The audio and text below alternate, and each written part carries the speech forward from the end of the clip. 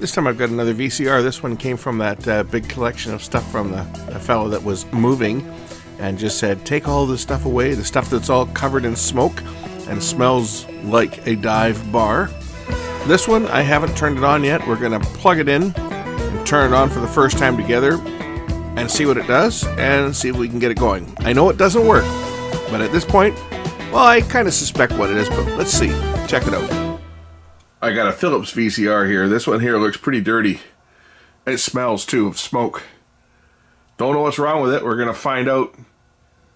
Maybe I'll take the top off it before I load a tape and we'll see what happens. Now this might say Philips on the outside, but I think once we get the top off it, it will say Panasonic. That looks like a Panasonic. Does that look like a Panasonic or a JVC? It's hard to tell. This was, I guess, what year model is this thing? This is a 2000 model. I forget what a lot of them look like. That doesn't look like a Panasonic to me. Made in Malaysia.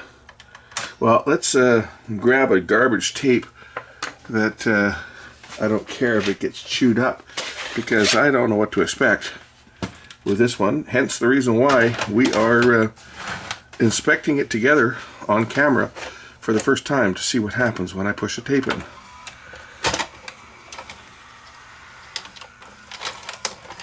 That is what happens, and that's why I used a garbage tape. Alright, this thing's got a problem. I expected that it has a problem, because that's why it would have been given to me.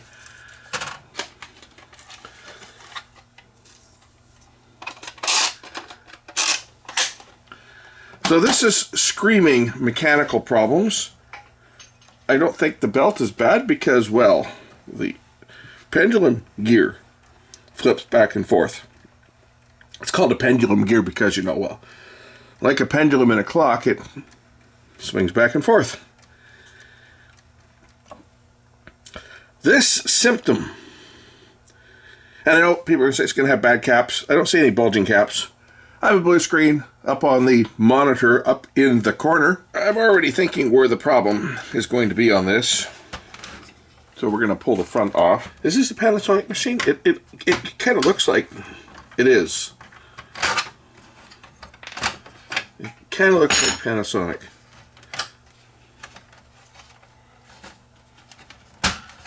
Or Matsushita.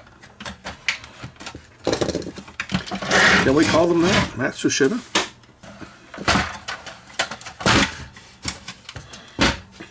I should be able to just pop the chassis out of this. This one's got a nice vacuum fluorescent display. I don't know if those cheap Panasonic crap ones had an LED display that just said play or stop or rewind. Somewhere on here there's going to be screws. I just know it.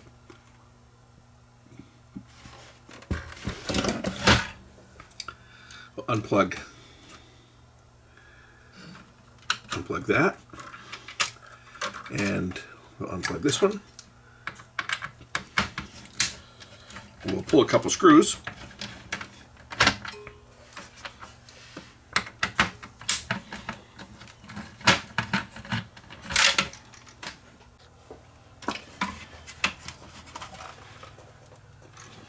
There's going to be more screws on the front here. I just have to get the cassette basket out of the way. That should do it. Just got to get to these screws down here.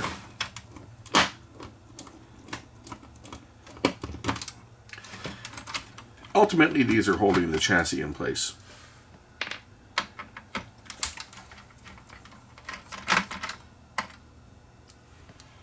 There'll be a little metal clip that has to come out.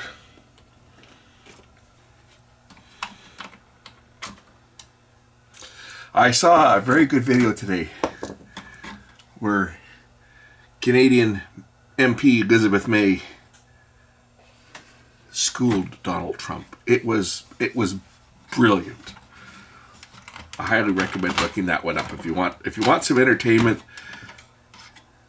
The Donald got put in his place.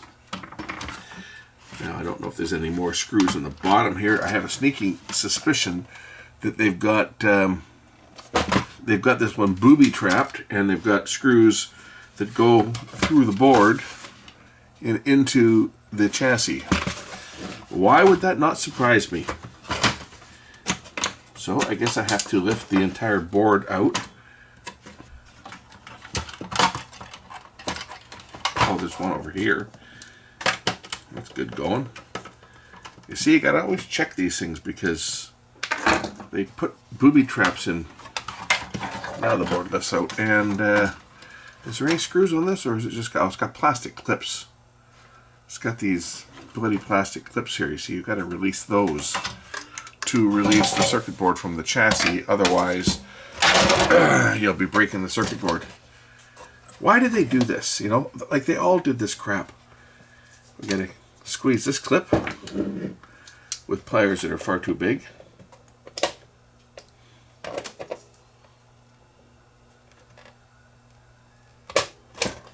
And do the same over here. And now the board should lift off. Sort of. I'm sure there's something attaching it, namely the drum. Alright. Where is our mode encoder switch on this one? It is right over here.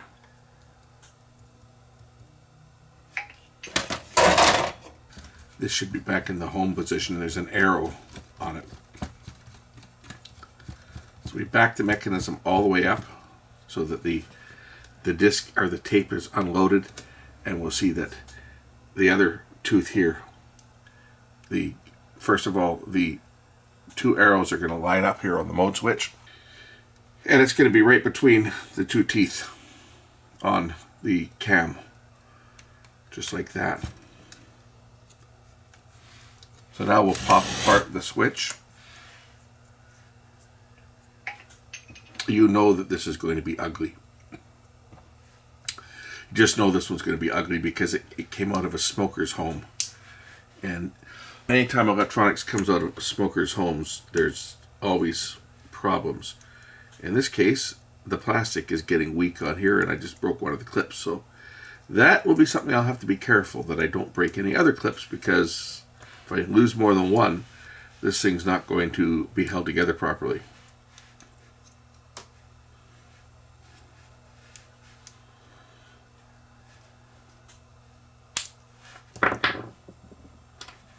Oh, yummy. Oh my gosh. Have you ever seen a mode switch that is that bad? This one has to be, I should apply to the Guinness Book of World Records for the gungiest mode switch I have ever seen in a VCR. Holy crap. That is just like,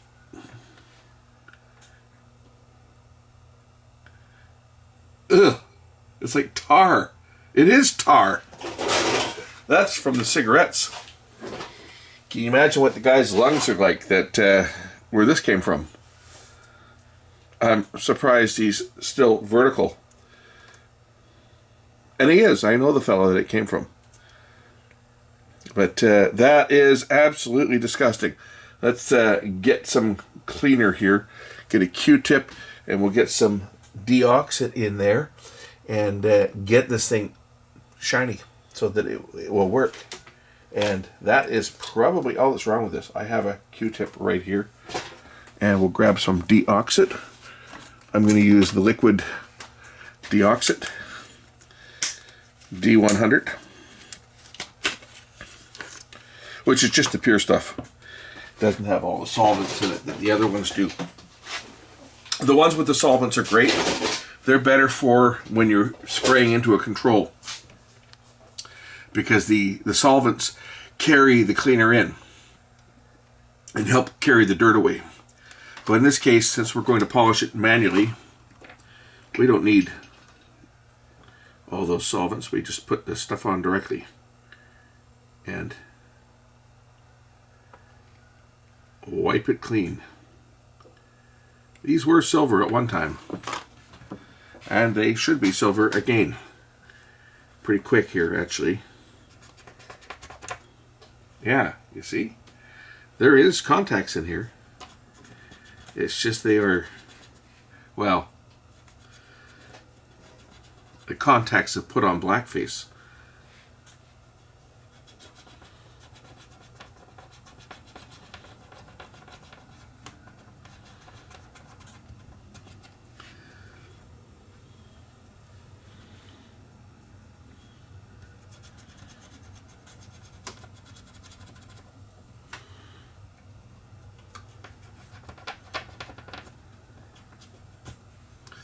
That is, yeah, that's bad. That's it's not good. It's not good. It's pretty bad.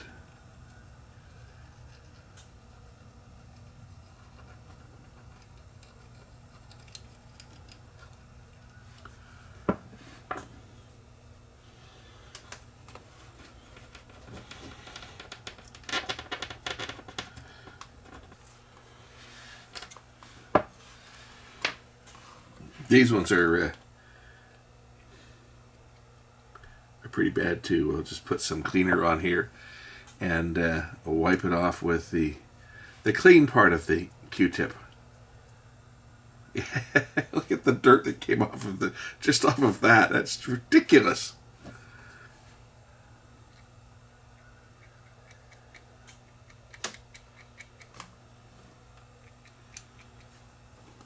I'm going to put a couple drops of deoxit in here so it'll lubricate and try to keep these contacts relatively clean. And then we'll put the switch back together and spin it around to polish up the contacts.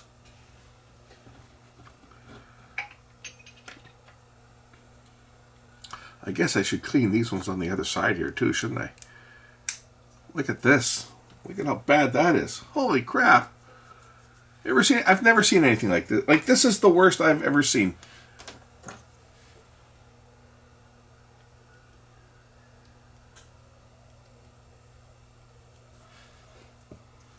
Let that soak in there for a couple minutes before I wipe it off. What do you think? Is it going to clean up?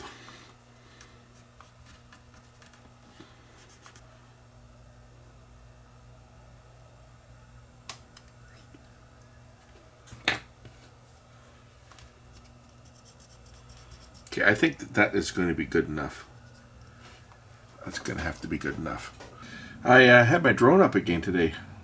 Today was a nice day, so I took the drone up and took some pictures. And I will put a video up just of the neighborhood. I flew it around quite a bit. I didn't just go up above my place. I actually took it out all the way over to the golf course, which is like, 4 blocks away. Couldn't see it, couldn't hear it. It just flew it out over the golf course and took it up for, I don't know, 20 minutes or so. Got some great footage because it was sunny today. We'll put that up. I'll set it to music and I'll put it up, and then you can get an idea why this area that I live is so ridiculously expensive, and it is ridiculously expensive.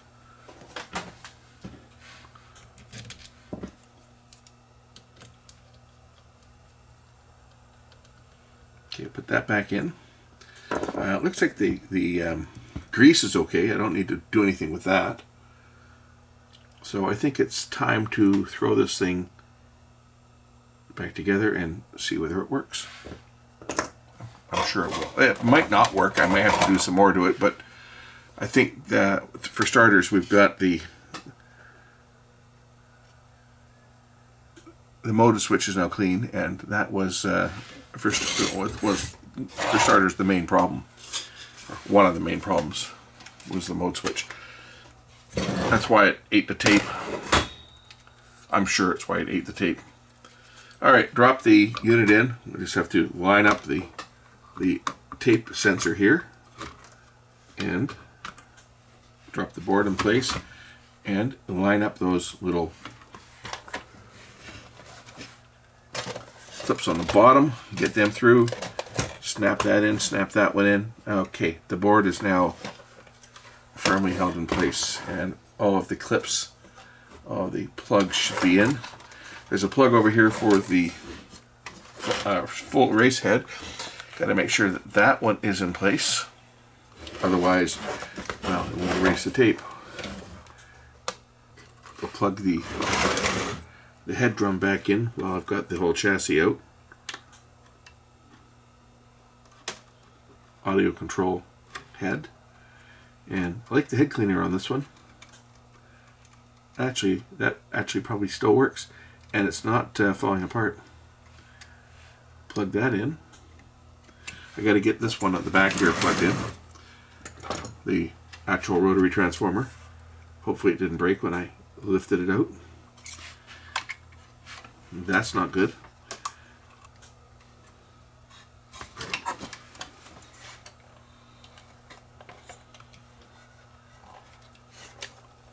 Alright, that is now plugged back in.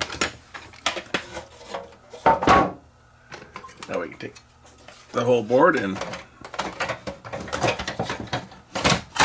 just drop it into the chassis. Throw a couple screws in to hold it for now, and then I'll test it. This smells so bad. We need smell vision so you guys can appreciate the foul odor of this thing. It is just, it's disgusting. Anyway, I was talking about my drone. So I figured, okay, I've got like a bunch of drones, and I really don't need a bunch of drones. So I put one up on Facebook to sell. And I get replies immediately. The good old classic scammers, right? The scammers out there, we know who they are. It's only we knew where they were so we could send the cops over to pay them a visit. But, you know, oh, I really want to buy it. I'll give you what price you're asking for it. I'm just out of town until the 20th, so can I send you a payment by e-transfer? Just give me your information. Yeah, right. I'm going to give you my banking information. I'm not even going to give you my email address. I mean, we can do e-transfers here by email. And I've actually got mine set up so that normally what happens is somebody sends you an email, or they send you a deposit, and you get a notification from the bank that says, click here to deposit your money. And then you have to put in the passphrase that you've already pre-set up with whoever's sending you money. You set up a password. But the problem is the scammers spoof that information so that when you click on the link, it'll ask you to log into your bank with your password and everything. And then they steal the information. So what we've done here, and I think what everybody's doing now, because of course the banks are telling us to do this, is set it up so it's automatic deposit. So as soon as somebody sends money to your email account, you don't have to log into the bank to verify it. They do that automatically, and the money goes in. When the person sends it, the money goes right into your bank without having to go through that. This is not the right screw for here. Without having to go through that that verification or putting in additional information. That screw is, I think, for the board here. It holds the board in place. Pretty sure that's where that screw went. It was right here. It was shorter. There.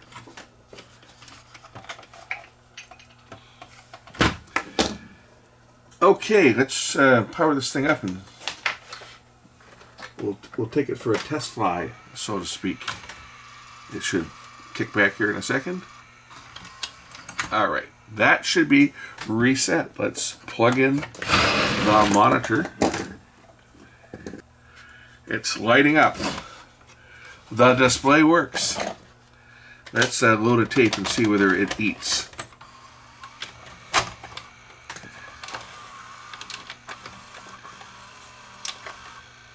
It doesn't eat. Excellent. Okay, let's try another tape. Actually, you know what? Before we do that, let's clean the heads, because this thing is going to be absolutely filthy, guaranteed. Let me get my bottle of cleaner, which is getting rather empty. I'm going to have to refill it with some new spirits. In this case, 99%. And not the good kind either. Alright. Let's see what comes off the transport. It squeaks.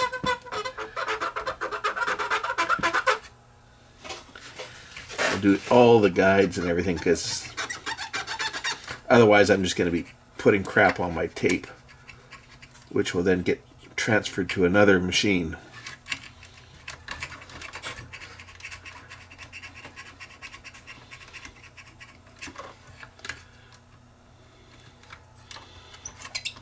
Oh, it's turning brown. That's how bad this machine was.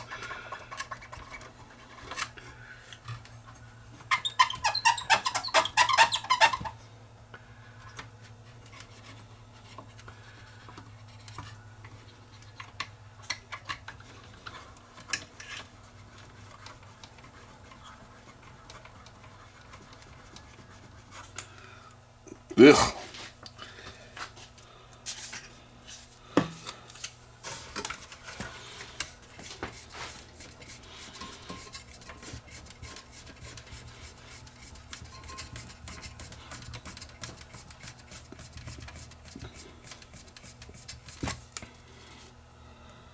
Yeah, it was dirty. I'm going to clean the lower drum with a Q-tip. I got to go grab another one because the one I've got here is contaminated. Shall we see how much crap comes off the lower drum? Positioning the heads away from where I am scrubbing.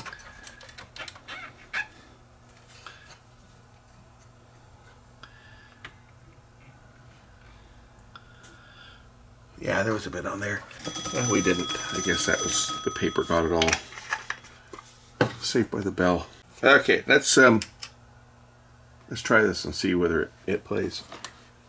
That was my daughter on the phone complaining about the car dealer ripping her off.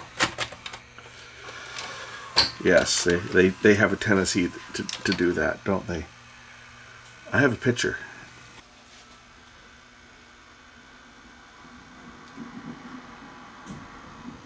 So she caught a pothole and it bent the rim and destroyed the tire. So she goes into the tire shop and, well, we can't touch these tires. They're worn. They're at the wear point. So you got to buy new tires, is what she was told. So she had to have other work done. She had to have the oil changed and the mass airflow sensor wasn't working. Had to clean that out. So she went back to the dealer where she got it. And of course the dealership, when they see a young woman coming in, they figure they're your easy target. It's like $1,300. Now, that was for 4 new tires, of course. 4 new tires and balancing. But then they told her that her rim was damaged by the pothole, and they wouldn't mount the tire on it. Said they couldn't get it to seal. So now they put her spare tire on, and now she's got to go to another shop and have the rim repaired. It's like, wonderful. But anyway, this one is, as you can see, it's working. Let's snap the front cover back on it so I can test all the buttons out.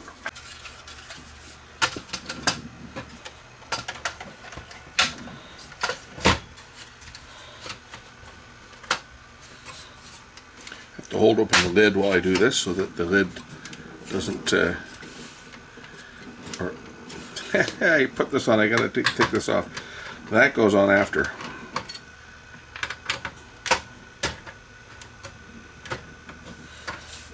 There, now it snaps in. I got to take this off here because it prevents that from locking in. Alright, now I put this back on.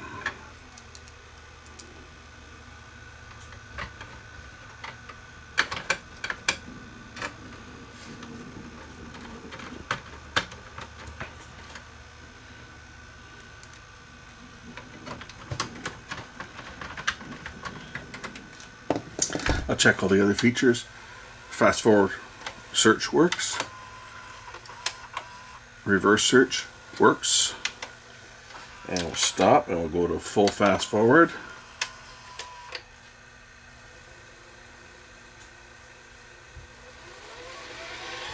And full rewind.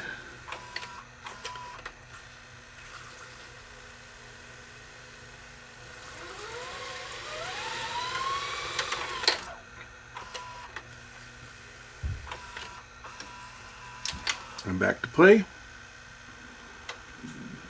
You can hear the sound. I have a picture, I have sound, and this one is done. So we're going to end it now. Thanks for watching, and we will catch you in the next one.